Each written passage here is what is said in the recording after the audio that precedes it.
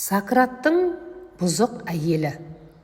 Сократтың 3 бала тапқан әйелі Ксантипа ерекше бұзық қатын болған екен. Ол үнемі күйеуіне уақытты босқа өткізіп жатсың деп ұрыс шығарып, Құдайдың құтты күні у-шу туғызып, қайтпай, тіпті қол көтеруге дейін барады екен. Әшейінде сөзге шешен Сократ оған үндемей қоя салады екен. Достары бір күні: неге Ксантипаңды тәрбиелеп алмайсың? Әйтпесе түбегейлі қуып жібермейсің бе? Мұндай бұзық қатын еш жерде жоғау әсілі, деп сұрайды.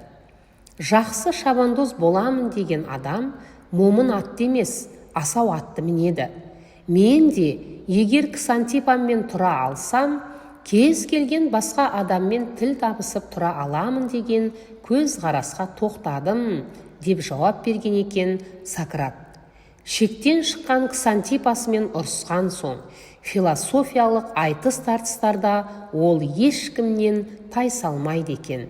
Сократ тіпті осындай үздіксіз негативті әдісті өзін-өзі жетілдіруге пайдаланған екен деседі.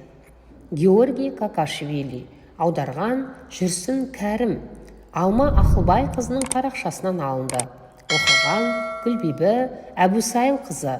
Ұнаса лайк басып, арнама тіркеліп кетуді ұмытпаңыз.